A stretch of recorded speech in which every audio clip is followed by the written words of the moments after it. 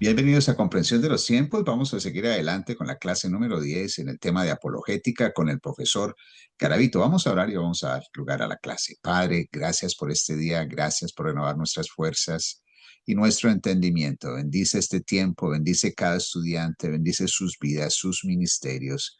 Y Padre, y multiplica, Señor, fruto en sus vidas y sus trabajos. Padre, bendice al profesor. Gracias por su dedicación y su tiempo. En el nombre de Cristo Jesús. Amén. Profesor Garavito, el Señor le bendiga y bienvenido a la clase número 10. Ok, Listo. buenos días a todos. Qué gusto de estar juntos nuevamente para tener presente que el tema no se agota. Estamos apenas dando una introducción o como dicen el título de algunas diapositivas, algunos fundamentos y conceptos generales de la apologética, tratando de abarcar los temas principales diciendo los aspectos generales de los temas principales. El tema de la teodicea, por ejemplo, por ahí vamos a observar. Es un tema que ya con esos títulos tiene unos 300 años apenas de que se ha estado tocando, es decir, se ha estado escribiendo, se ha estado discutiendo, se ha estado reflexionando por medio de diferentes autores. Entonces, una de las intencionalidades de este curso tendría que ser despertar nuestro interés por continuar la lectura. El día de hoy voy a sugerirles un par de libros.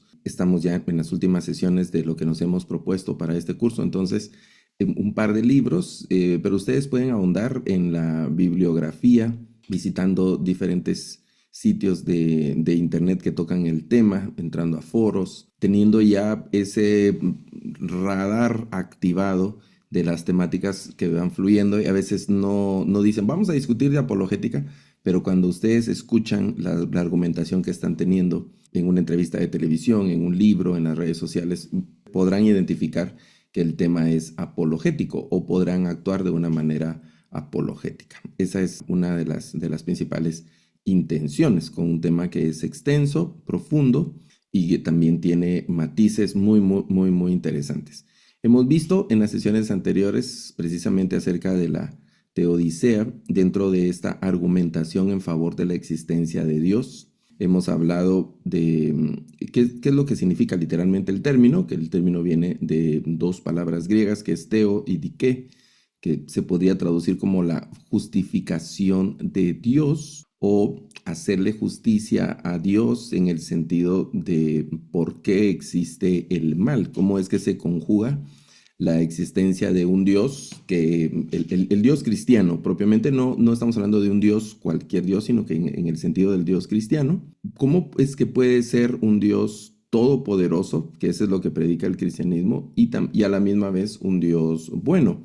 Puede ser bueno y todopoderoso. Nosotros predicamos un Dios de amor y un Dios que es soberano en todo el universo. Y entonces la pregunta que surge es, ¿por qué si es tan poderoso y tan bueno, no todo lo que existe en el universo es bueno? No todo nos agrada. Dios en la creación al ser humano le ha dejado ciertos sensores, podríamos decir, para identificar aspectos de injusticia, de impunidad, aspectos de saber cuando las cosas no andan bien desde el inicio, ¿no? En el huerto del Edén, nosotros vemos cuando el hombre se sintió incómodo frente a la presencia del Señor, huyó de Dios, porque sabía que algo no estaba bien. En el diálogo, es un diálogo muy breve que leemos en el libro de Génesis, de la narración de la caída del hombre, como se conoce en el capítulo 3 de Génesis. Inmediatamente el ser humano se dio cuenta de que algo no estaba bien y entonces huye de la presencia del Señor. Así, hasta el día de hoy, los seres humanos de todas las culturas, porque la diferencia es la ropa que cargamos encima, la diferencia es la piel, la diferencia es nuestro idioma, la diferencia es el clima donde se desarrollan las culturas y así, algunas diferencias externas, pero que esencialmente somos el mismo género, la misma especie, el ser humano. Y de ahí el tema de los patrones de comportamiento que son esencialmente los mismos. Y cuando uno compara las diferentes civilizaciones, las antiguas, las modernas, en diferentes latitudes de la Tierra, el comportamiento es esencialmente el mismo. Entonces ha surgido la pregunta, sobre todo en la expansión del cristianismo, con la predicación del cristianismo, frente a la realidad del mal, se ha surgido esa pregunta y dentro de las discusiones y la argumentación apologética está esta sección de la teodicea, tratando de entender y de explicar por cómo es que puede coexistir este Dios todopoderoso y Dios bueno con el mal.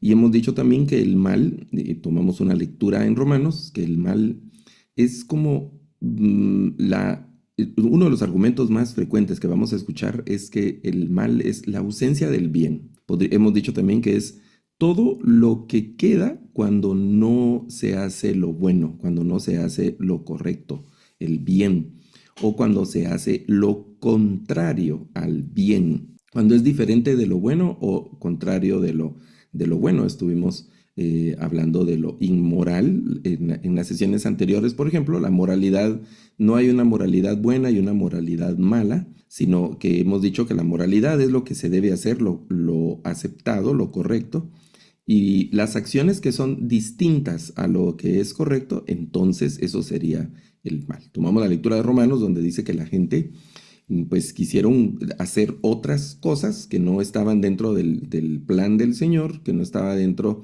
del diseño por el cual, del diseño que Dios había hecho al ser humano. Entonces lo que hizo Dios fue sencillamente dejarlos. No es que Dios los entregó. Esa frase se ha interpretado a algunos como diciendo que Dios los hizo de una determinada manera, que Dios impulsa determinadas conductas, que Dios estimula y está de acuerdo y aprueba determinadas conductas de las que menciona Romanos, por ejemplo. Y no, la interpretación recta de ese pasaje, la interpretación correcta, debe ser que sencillamente Dios no intervino. Es como cuando en el huerto del Edén, volvemos a ese relato, Dios puso el árbol en medio del huerto y dio su mandato: de ese no van a comer. Pueden comer de cualquier árbol del que está aquí en el huerto, pero de ese árbol no van a comer. Y se fue.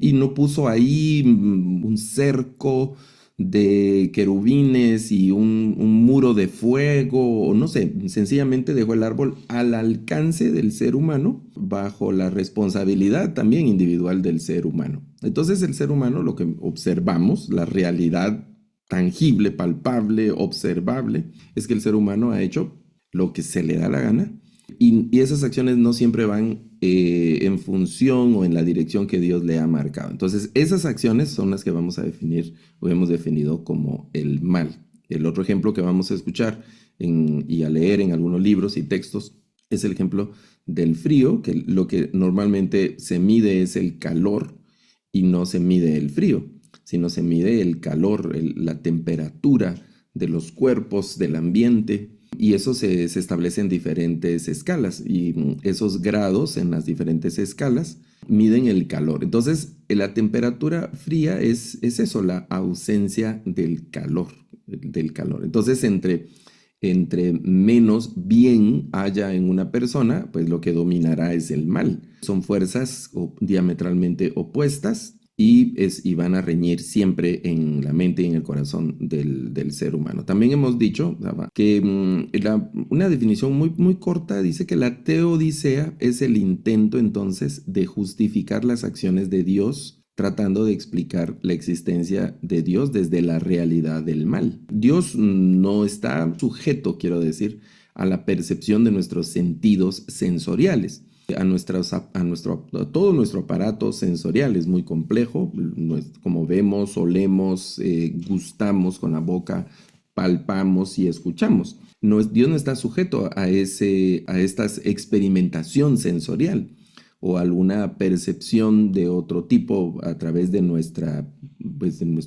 nuestra mente, nuestros órganos sensoriales y de percepción como seres humanos. Dios excede esa realidad, es trascendente, es la expresión adecuada. Dios es trascendente a nuestra realidad y a nuestras capacidades sensoriales. Entonces, no podemos percibir a Dios como seres humanos. Dios no está en esta naturaleza, sujeto a las leyes de esta naturaleza. Entonces, no lo vemos, no lo percibimos, no lo palpamos, solo lo que hemos escuchado, creído y ahora por el Espíritu, que es otra dimensión, cuando hablamos de las dimensiones espirituales, de las realidades espirituales, eso está fuera de nuestro mundo natural.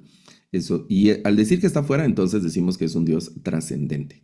Y ahí empieza el conflicto porque tenemos un Dios que no está presente en nuestro mundo y lo que vemos que está presente es el mal, la injusticia, la pobreza, el dolor, la enfermedad, las guerras, la violencia, la agresión, las degeneraciones sexuales, las perversiones, el sadismo y otras cosas es lo que vemos en nuestra realidad y en esa realidad no podemos palpar a Dios. Empiezan esos conflictos. Entonces la teodicea es ese esfuerzo, es esa argumentación en favor de la existencia de Dios frente a la realidad del mal. Y hay una serie de juicios donde se trata de pensar cómo es que Dios existe o por qué Dios existe o debería de creer en su existencia si tenemos enfrente a la realidad del mal. ¿Es un Dios que quiere evitar el mal pero no puede? ¿O es un Dios que puede evitar el mal pero no quiere? ¿O es un Dios que ni siquiera quiere y no puede? Y cualquiera de esas preguntas comprometen el mensaje del Dios bueno y todopoderoso que el cristianismo, que la Biblia predica. Siguiendo en ese orden de ideas, la teodicea también responde a esas preguntas que se hacen los pensadores diciendo que si Dios quiere y no puede, Él quiere evitar el mal, quiere suprimir el mal, pero no puede, entonces es un Dios impotente. Y si puede, pero no quiere, entonces es un Dios malo. Y si no quiere y no puede, pues a la misma vez es un Dios impotente y un Dios malo. Y si las respuestas a estos juicios anteriores son positivas, no es el Dios que se predica en el Nuevo Testamento, ¿no? El Dios que predica el Nuevo Testamento es un Dios bueno, que no consiente el mal, y es un Dios todopoderoso que tiene la suficiente fuerza como para suprimir el mal. Y persiste la pregunta, entonces, ¿por qué existe el mal? Si Dios quiere y puede, ¿por qué existe el mal? ¿Por qué no lo elimina de una vez? Bueno, la solución al mal, en definitiva, está en la perspectiva escatológica. Nosotros vemos el cierre del texto bíblico donde se suprime todo lo malo. Se suprime los enemigos de Dios, que podríamos hablar como una especie de personificación de todo lo malo. Y mientras esos eventos de cierre escatológico de la historia de la humanidad, de la creación, etcétera, llega la solución individual para la presencia del mal en la persona es Cristo. Y debemos de tener en mente que mientras este sistema humano siga presente, existirá el mal. No todas las personas, vamos a usar ese lenguaje como, si ustedes quieren, como más evangélico, no todas las personas tienen a Cristo en su corazón, no todas las personas han aceptado, han abrazado en su mente y en su corazón el mensaje del evangelio, no todas las personas están dispuestas a someter su voluntad a los criterios de conducta que dicta la palabra del Señor. Y eso ha quedado a criterio de la voluntad de cada una de las personas, haciendo uso del libre albedrío. Entonces nos toca que compartir este mundo, nuestra vida, con personas que tienen otras ideas, con personas que tienen otra forma de ver la vida, otra forma de vivir y no siempre será acorde a lo que la voluntad del Señor establece. Hay algunos criterios que establecen la misma Biblia en relación a esos pasajes. Por ejemplo, en Juan capítulo 17, el Señor le dice al Padre, orando al Padre, no te pido que los quites del mundo, sino que los guardes del mal. No te pido que los quites del mundo. Es decir, al ser un seguidor de Cristo y aceptar el mensaje del Evangelio de Jesucristo, eso no nos exime de cohabitar, de convivir con la maldad, con lo malo, con lo incómodo, con lo feo, con lo injusto de este mundo. El Señor nos deja en este mundo y el propósito de dejarnos en este mundo es compartir con otros. Una declaración, si ustedes quieren, personal, lo que vemos en la Escritura del propósito de dejarnos en este mundo, el propósito de Dios al dejarnos en este mundo es de compartir con otros, y tenemos el llamado de lo que se ha conocido como la Gran Comisión, de llevar el Evangelio a toda criatura, de extender las fronteras del Evangelio y no fronteras políticas llevando una hegemonía nacional o portando una bandera ideológica, política, sino portando una bandera cristiana del mensaje cristiano de transformación de la persona. Ese es un pasaje cuando el Señor le dice al Padre, no te pido que los quites del mundo, y nos deja en este mundo, y Jesús, como vemos, el mensaje del Evangelio no es un mensaje transformador mundial de transformar sociedades o de transformar reinos o de imponer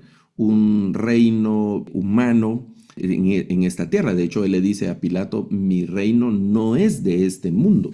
Y lo declara en diferentes ocasiones en los evangelios y luego lo vemos en las cartas también. Y el otro pasaje es cuando Pablo le dice a los hermanos en 1 Corintios capítulo 5 que si quisieran ellos no compartir con adúlteros y con fornicarios y gente mala, tendrían que salir del mundo, pero lo que vemos es que la iglesia permanece en este mundo cohabitando con la realidad del mal. Eso en cuanto a algunos criterios de la teodicea. También el conflicto que surge, entonces, si decimos que la teodicea es la defensa de Dios en relación a la realidad del mal y que existe lo malo y que estamos diciendo también que lo malo es la ausencia del bien, estamos aceptando que hay circunstancias, acciones que son buenas y acciones y circunstancias que son malas. ¿Quién define eso? ¿Quién define que algo es bueno y que algo es malo? ¿Quién define que una conducta es buena o una conducta es mala? Vamos a observar que quien define eso definitivamente es Dios. Esas definiciones no pueden arraigar en la mente y en el corazón de las personas, de los seres humanos. No son los seres humanos los que definen lo bueno y lo malo. Esas definiciones vienen de Dios. ¿Y cómo hacemos nosotros para entender el mensaje de Dios? ¿Cómo hacemos nosotros para conocer cuál es ese mensaje y los criterios para definir si algo es bueno o algo es malo? Bueno, Dios ha dejado eso descrito en su palabra, inicialmente la palabra hablada en el Antiguo Testamento a través de los profetas. Posteriormente esa palabra fue escrita en libros, en textos. Los profetas se encargaron y muchos autores, ¿no? En el Antiguo Testamento de escribir. Vemos diferentes eventos de escritura, desde Moisés escribiendo lo que el Señor le decía allá en el monte Horeb, a lo largo de ese recorrido que hicieron en el Éxodo. Y luego vemos también, hay un pasaje en Josué donde dice que Josué también escribe ahí en algunas indicaciones para el pueblo de Israel. Josué está escribiendo también para el pueblo. Y luego vemos, bueno, de ahí arranca una tradición escrituraria plasmando por escrito la voluntad de Dios para el pueblo de Israel en aquel tiempo. Y luego eso se abre a todas las naciones a partir del evento de Cristo, como la palabra encarnada en los evangelios, ese logos que dice el primer capítulo de Juan, ese primer capítulo que tiene una carga teológica impresionante, palabra encarnada. Entonces ahora en Cristo, Él es el mensaje final, dramático del Padre, el llamado al arrepentimiento. En el libro de Hebreos, al inicio del libro, leemos que Dios, habiendo hablado en el tiempo pasado a nuestros padres a través de muchos medios, ahora nos habla a través del Hijo. El Hijo mismo es un mensaje, el mensaje de Dios ahora encarnado. Abre ahora la posibilidad de la predicación a todas las naciones, y es la palabra que tenemos hoy escrita en el Antiguo Testamento, el Nuevo Testamento, como la palabra proclamada a todas las naciones. Esto implica también el esfuerzo misionero de las traducciones, de tener la Biblia disponible para todas las personas en distintos formatos, en distintos idiomas. Porque teniendo acceso a las escrituras y teniendo acceso a las enseñanzas de las escrituras a través de la mediación de un estudio bíblico, de la lectura, yo tengo mucha fe en la lectura bíblica, si me permiten decir esa expresión. Yo sé que la palabra del Señor tiene suficiente poder cuando le damos a alguien una Biblia y a veces por nuestra inexperiencia, a veces nos ponemos muy nerviosos, no sabemos exactamente cómo articular un mensaje, pero si nos sentimos con limitaciones para compartir el mensaje, empecemos regalando Biblias a las personas que nosotros que tenemos la intención de predicarles. Regalémosle una Biblia y sugirámosle que lea algunos libros, ¿no? Siempre las personas que nunca han leído la Biblia y quieren saber de Jesús y cosas como esas. Hay varias estrategias. Una de las comunes es empiece leyendo, por ejemplo, el Evangelio de Marcos, ¿verdad? Que es un evangelio, no hay grandes discursos de Jesús, o lea Lucas, ¿verdad? El Evangelio de Marcos o el Evangelio de Lucas, lea los Salmos, lea Proverbios. Si les gusta la historia, cosas como esas, entonces lea los libros de los reyes o Samuel y ahí van. Bueno, a través de esa lectura van a empezar a surgir preguntas, van a empezar a surgir inquietudes, ideas, y ahí es donde cada uno de nosotros vamos a poder mediar ese mensaje en cuanto a la palabra proclamada. Eso establece entonces la relevancia absoluta de la Biblia. Y para ser buenos apologistas, para tener una buena estrategia apologética, debemos ser conocedores de nuestra Biblia, que es una de las mejores estrategias apologéticas, ¿no? Que ese también es como el talón de Aquiles de la iglesia de estas últimas décadas, 3 o 4 décadas, quiero decir, ignorancia de las escrituras dentro de la iglesia. Que el mundo ignore las escrituras, que la sociedad ignore el contenido bíblico, pues sí, ¿verdad? No les podemos, como dice ese dicho, no podemos pedirle peras al olmo. Tropicalizamos ese dicho, diríamos, no le vamos a pedir mangos al árbol de aguacates, ¿verdad? No podemos pedir algo distinto a la naturaleza del mundo. No esperemos que el mundo quiera la Biblia, respete la Biblia, sino somos nosotros los que debemos hacer relevante ese mensaje, adhiriéndonos al mensaje de la Biblia, interiorizándolo, profundizando en ese mensaje de las Escrituras. Entonces surge la pregunta, si estamos diciendo que lo bueno y lo malo lo define Dios y esa definición está presente en la Biblia, surge la pregunta de cómo entonces podemos confiar en la Biblia. ¿Es realmente el texto bíblico algo confiable? ¿Es realmente la Biblia un texto, un libro en el que podamos nosotros darle crédito realmente? Esa es una cuestión crucial. Ahí entramos a algo que hemos estado conversando acerca del argumento circular, cómo la Biblia se valida a sí misma en ese carácter de ser en ese extremo radical en cuanto a Dios, la creación, la humanidad, el pecado, la vida, la muerte, el texto bíblico. El argumento circular frente a las personas no nos ayuda mucho para responder estas preguntas, y aquí hay dos cosas que hemos estado observando. Una de ellas, nosotros podemos plantear como personas de fe, como personas de profunda convicción, el texto bíblico como palabra de Dios. Nosotros así lo asumimos y nos preguntan, ¿y cómo sabe usted que la Biblia es palabra de Dios? Bueno, porque la Biblia misma lo dice. La Biblia dice que es palabra de Dios. Y entonces estamos dando vueltas sobre ese argumento. ¿Cómo sabemos que la Biblia es palabra de Dios? Porque la Biblia lo dice. ¿Y qué es lo que dice la Biblia? Que la Biblia es palabra de Dios, ella misma.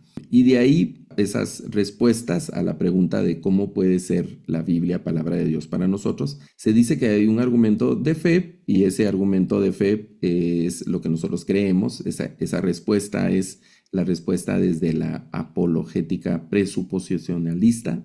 Presupone la Biblia o el argumento apologético acerca de la Biblia. Hay una respuesta desde nuestras presuposiciones, desde nuestra fe, desde nuestra creencia, sin mostrar ningún tipo de evidencia o alguna prueba objetiva, concreta, científica, digamos, en relación a la Biblia. Y la otra respuesta es la apologética evidencialista, que es la que muestra. Esta muestra, mire, ¿verdad? Desde la apologética presuposicionalista es lo que yo creo, de lo que yo estoy convencido, y la respuesta evidencialista será estas pruebas, podemos considerar estas pruebas. Ahora, hay un asunto interesante porque desde la apologética evidencialista, nosotros hemos dicho que solo son argumentos que van a apoyar la idea, y que la Biblia, para ser considerada palabra de Dios, no depende de ninguna evidencia, de ninguna evidencia en sí misma. Y siguiendo los argumentos evidencialistas, bueno, aquí hay un asunto, porque nosotros podemos declarar la Biblia como palabra de Dios desde la perspectiva de la fe. Decimos, sí, yo creo que la Biblia es palabra de Dios, pero no todos creen que la Biblia es palabra de Dios. Y rebaten eso, no, la Biblia es un libro, la Biblia la escribieron hombres.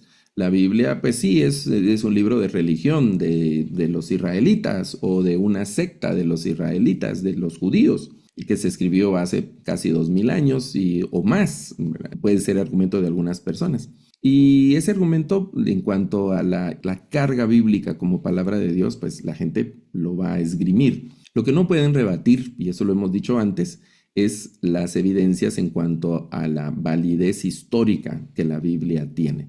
Los argumentos evidencialistas presentan a la Biblia, en primer lugar, como un libro históricamente confiable y digno de crédito.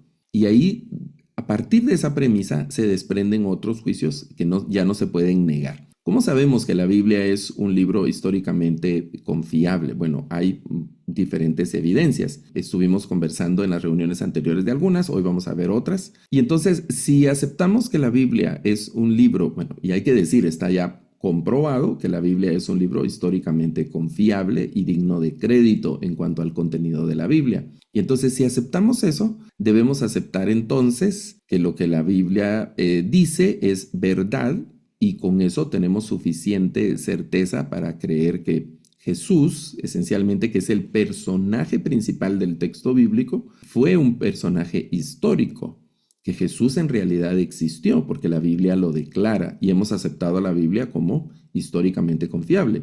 Y entonces es un personaje histórico. Y si aceptamos que es un personaje histórico, entonces vamos a aceptar también en una segunda instancia que Jesús en su predicación afirmó ser el Hijo de Dios, proporcionando evidencias contundentes para afirmar esa afirmación. Y la mayor de esas evidencias fue la resurrección. Entonces, si estamos aceptando que la Biblia es un libro históricamente confiable, estamos aceptando el personaje de Jesús, y estamos aceptando el mensaje de Jesús, y estamos aceptando lo que Jesús proclamó. No podemos aceptar un juicio y rechazar otros. Y si aceptamos toda esa carga probatoria de lo que la Biblia dice, entonces estamos diciendo que Jesús, como Hijo de Dios, es una autoridad digna de confianza y de obediencia en relación a sus enseñanzas.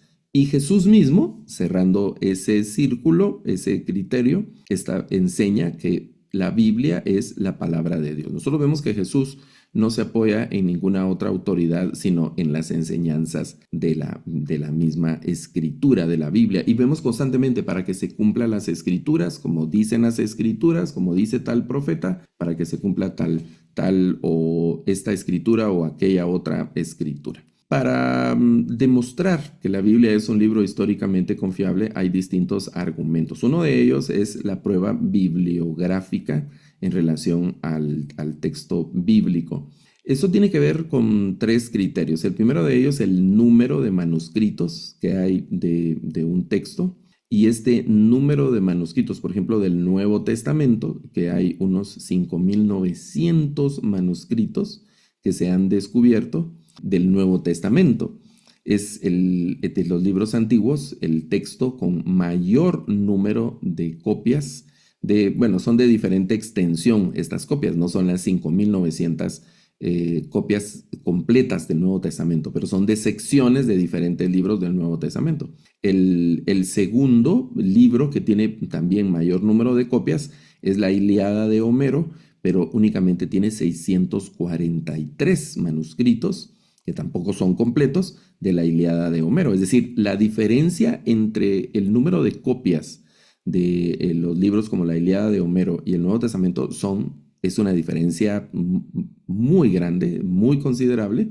Y la gente, digamos, las personas, el mundo académico, la sociedad ha aceptado como válidos los escritos de Homero como originales y los recibe sin ningún, vamos a decir, sin ningún tipo de duda los escritos de Homero, pero sí muchos ponen en duda los escritos del Nuevo Testamento, ¿no? Es decir, generalmente a la Biblia se le ponen más peros, generalmente a la Biblia se le exige mayor cumplimiento de algunos criterios y no se mide con esa misma rigurosidad los criterios para otros textos, como por ejemplo este de la Ilíada de Homero, que es uno de los libros más antiguos de los que la sociedad hace uso. El otro criterio de la prueba bibliográfica es el intervalo de tiempo. Eso tiene que ver con los manuscritos que dan fe de los eventos a los que se refieren. ¿Cuánto tiempo transcurrió desde los eventos hasta que fue escrito algo en relación a esos eventos?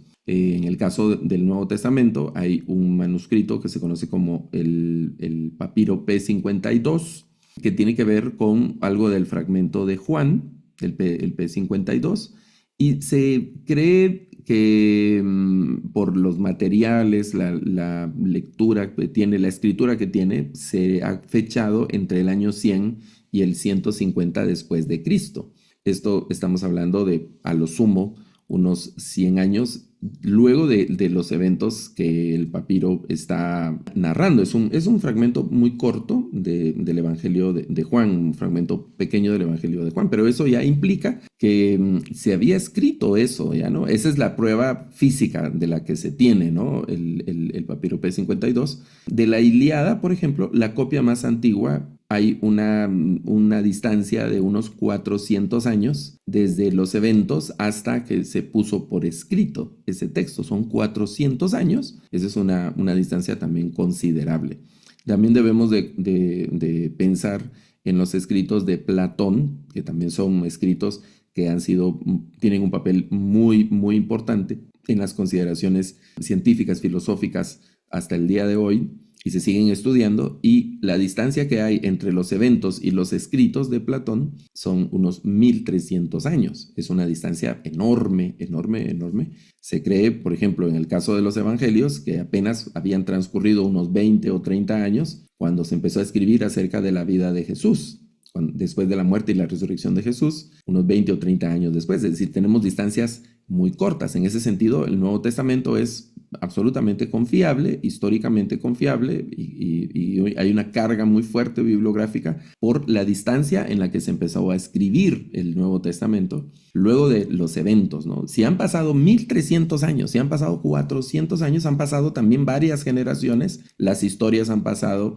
de boca en boca, de persona en persona, en una tradición oral, y a través de esa tradición oral siempre los eventos se van distorsionando, siempre los eventos se le van agregando detalles o se le van quitando detalles. Estamos hablando de 400 años o 1300 años de otros textos, y en el caso del Nuevo Testamento estamos hablando de 20 años, de 30 años. Obviamente es una distancia también donde los eventos podrían haber sufrido alguna variación en cuanto a cómo realmente ocurrieron, y eso lo vemos nosotros en los evangelios, que en los evangelios, en algunos relatos hay variaciones en cuanto a algunos detalles de las narraciones que están prestando. Son cuatro testimonios de diferentes personas y obviamente no van a coincidir. No hay una tarea exegética para armonizar y subsanar esas diferencias que hay entre uno y otro de los evangelios, pero finalmente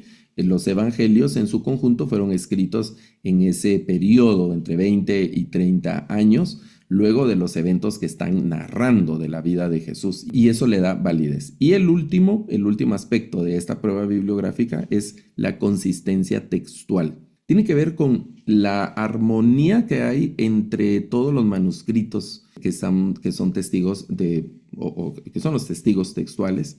Estamos hablando de 5.900 manuscritos del Nuevo Testamento, y al ponerlos todos en un plano y hacer las comparaciones hasta el día de hoy, luego de muchos años de investigación y de muchísima gente que está haciendo la investigación, no se han encontrado diferencias considerables. Cuando nosotros tomamos, por ejemplo, diferentes versiones bíblicas y las ponemos así, haciendo como paralelos de las versiones bíblicas, vamos a encontrar diferencias por varias razones. Una de las diferencias son diferencias de traducción. En otros momentos hemos conversado con otros grupos acerca de las variantes bíblicas. Es una de mis de mi trabajo, el estar trabajando con traducciones bíblicas, investigando acerca del texto bíblico, de los idiomas originales y así. Entonces, he encontrado dos tipos de variantes y razones de variantes entre las Biblias. Una de ellas es solamente asuntos de expresión, cómo se usa el idioma. Por ejemplo, la Biblia, que la mayoría de evangélicos latinoamericanos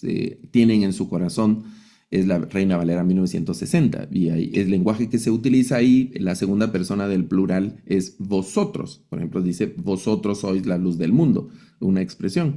Y luego las Biblias más recientes de finales de la década del 70 para acá, pues han dejado el vosotros y usan para la segunda persona del plural, usan ustedes. En Latinoamérica nosotros no decimos vosotros, decimos ustedes.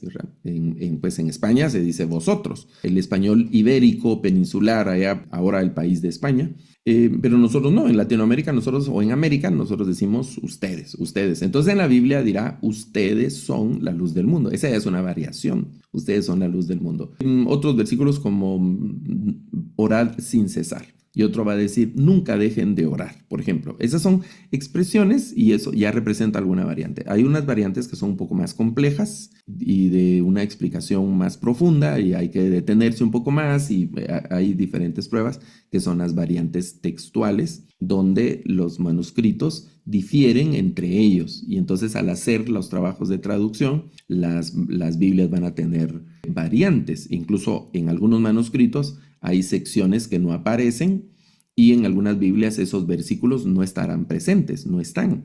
Secciones, partes de versículos así. Y son diferentes versiones bíblicas en las que ocurre eso. A pesar de eso, de las variantes que hay entre un manuscrito y otro, el texto bíblico sigue siendo muy consistente. Estamos hablando de la prueba bibliográfica en cuanto a la validez histórica de la Biblia, un libro históricamente confiable.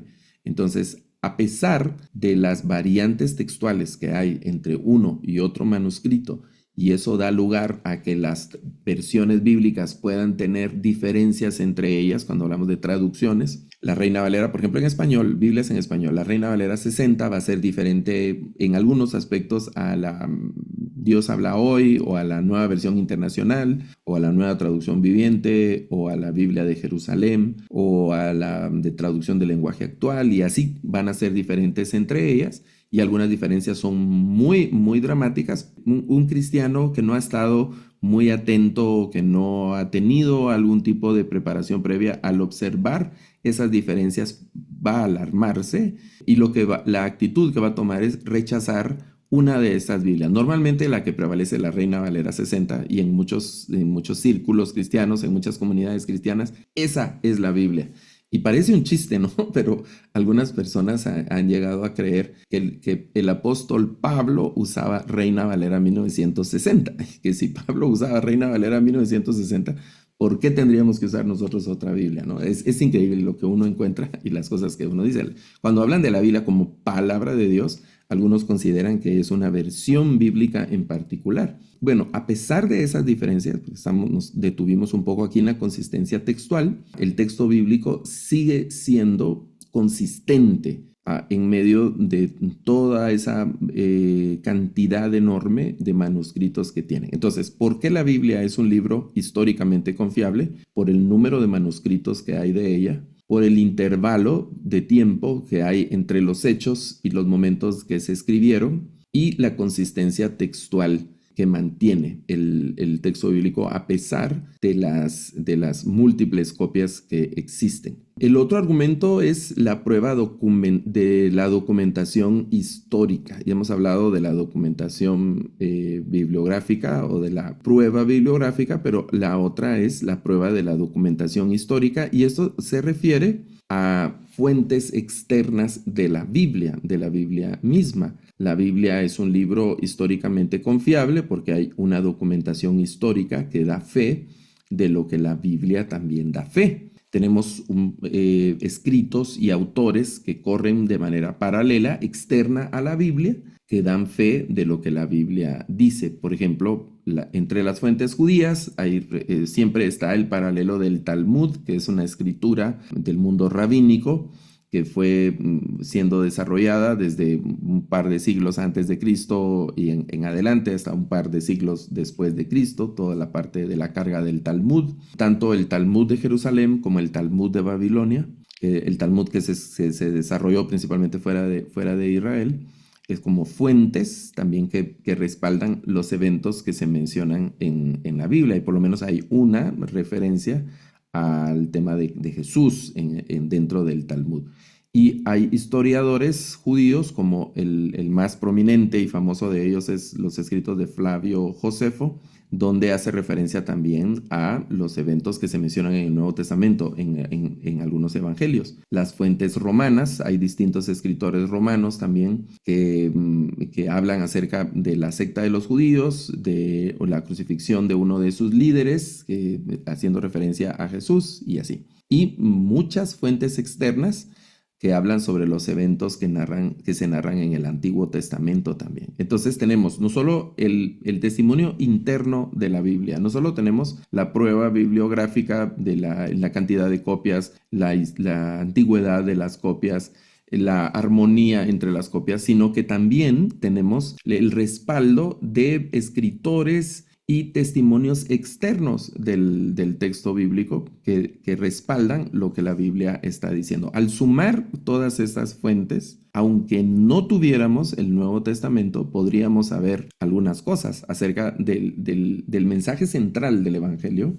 del Nuevo Testamento, el mensaje central de los Evangelios en el Nuevo Testamento. Si no tuviéramos el Nuevo Testamento, con estas fuentes externas podríamos saber que Jesús nació en Belén, que vivió bajo el régimen de los romanos, que tuvo varios hermanos, que hacía milagros y que sus discípulos decían haber visto que murió y que después resucitó. Todos esos puntos y esas situaciones esa información también se puede obtener a partir de estas fuentes externas que hay del Nuevo Testamento. Y eso hace también que el Nuevo Testamento, que la Biblia en sí misma sea un texto históricamente confiable. La otra prueba en esta ruta de la apologética evidencialista, recuerden que la apologética evidencialista es la que muestra pruebas, evidencias, argumentos tangibles, concretos, ¿verdad? Que ya no solo declaraciones o afirmaciones, que eso sería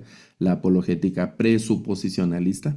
Esta otra prueba es la prueba arqueológica. Y esta tiene que ver con todos los hallazgos, descubrimientos que se hacen desde la arqueología. Hay mucha evidencia por el descubrimiento de lugares, de ciudades, de objetos, de construcciones, documentos, inscripciones. Todas estas descubrimientos y hallazgos arqueológicos han corroborado lo que la Biblia dice. Es interesante que a lo largo de los siglos hay personas que decididamente, quiero decir, han dedicado su vida para demostrar que la Biblia está equivocada.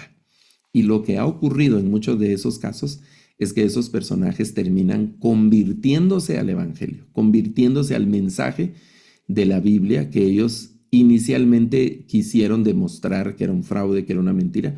Fueron a hacer investigaciones, fueron a hacer excavaciones, se unieron a las expediciones arqueológicas, y lo que la arqueología ha demostrado es que la Biblia es un libro históricamente válido, es un libro históricamente cierto, y cada vez los hallazgos arqueológicos, en lugar de contradecir lo que la Biblia dice o enseña o afirma, lo que ha ocurrido a través de los hallazgos arqueológicos es que se corroboran, que se respaldan, que se confirma lo que la Biblia enseña. Entonces, la prueba arqueológica, hay una increíble cantidad de hallazgos, hay una increíble cantidad de descubrimientos arqueológicos que respaldan todo lo que la Biblia ha dicho. Desde descubrimientos enormes como los rollos del Mar Muerto, inscripciones en paredes, en tumbas, en obituarios, objetos, ciudades, carreteras, construcciones que se van que se han ido descubriendo. Cada vez todos esos hallazgos confirman el relato bíblico, confirman lo que la Biblia enseña. De todo esto depende mucho la confiabilidad histórica de la Biblia. ¿Por qué podemos confiar en la Biblia? Porque la Biblia lo que ha dicho es verdad, históricamente cierto. arqueológicamente cierto. No solo lo declaramos como un acto de fe. La Biblia es palabra de Dios porque yo creo que es palabra de Dios porque Diosito no va a mentir. Y a veces hacemos declaraciones como muy piadosas, pero en este campo, en ese sentido, no solo son nuestras declaraciones que la gente puede decir, ah, sí, usted cree, pero yo no creo. Pero es diferente si yo les muestro, miren, aquí está la evidencia. La Biblia dice que había una ciudad tal y la arqueología descubrió la ciudad tal. La Biblia dice que pasaba tal cosa. Miren, aquí está la evidencia arqueológica y pues necesitaríamos otro curso para hablar de arqueología bíblica, todo lo que se ha descubierto, cómo se ha mapeado el mundo bíblico, no solo en Israel, en la parte de Egipto, el mundo cristiano en Mesopotamia y luego al norte en Siria, todos esos vestigios que fueron quedando del pueblo de Israel y del avance de la iglesia en ese territorio, en esa extensión geográfica. Entonces, esa evidencia arqueológica respalda la confiabilidad histórica de la Biblia. ¿Por qué estamos convencidos que la Biblia es un libro históricamente confiable? Por estas cosas que hemos dicho, ¿no? La evidencia interna que hay en el texto bíblico, la Biblia dice, eso es desde la parte de la presuposición, las declaraciones de fe, pero además tenemos evidencias concretas, tangibles. Para que la Biblia sea palabra de Dios, no depende de una evidencia concreta, porque eso entonces le estaríamos dando mayor autoridad y la Biblia dependería, su autoridad como palabra de Dios dependería de eventos y hallazgos, esfuerzo y algunas consideraciones eminentemente humanas. La Biblia es palabra de Dios en sí misma sin la necesidad de ninguna prueba o evidencia.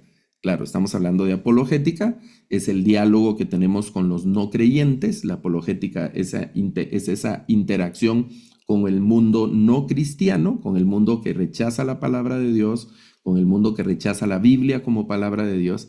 Y entonces una manera de argumentarlo será mostrando las evidencias que respaldan la validez histórica de la Biblia. Y eso no se puede negar, ¿no? Eso ya sería en extremo insensatez que nosotros podamos negar la evidencia histórica, la evidencia arqueológica, la evidencia tangible, concreta. Eso no se puede negar. Y entonces eso respalda la validez histórica de la Biblia. Y si la Biblia es históricamente válida, y entonces ahí se abre una puerta porque se tendrá que aceptar como válido el mensaje que la Biblia aporta. Pero ahí hay un cambio en la mente y en el corazón de las personas de algo que hemos hablado antes, y es el milagro de la revelación, donde ya nosotros no podemos actuar, sino que ya es una obra del Espíritu Santo. Muchísimas gracias, profesor Garavito. Muchísimas gracias por ayudarnos a seguir creciendo en nuestro conocimiento y entendimiento del tema de apologética. Y a todos ustedes quienes están aquí en YouTube, en su plataforma de YouTube, yo les invito a que ustedes se suscriban. Cuando ustedes se suscriben, nos permiten llevar adelante este programa a muchas otras personas que necesitan, al igual que nosotros, ser bendecidos y crecer en su conocimiento. Esto es posible porque usted lo hace, se suscribe. O también usted puede dar sus donaciones. Este es un ministerio que se lleva adelante con donaciones. Su donación hace la diferencia de cualquier cantidad. Así que el Señor les bendiga y puede ir a nuestra página web y allí usted puede hacer su donación. Sin más, los esperamos para nuestra próxima clase aquí en Comprensión de los Tiempos.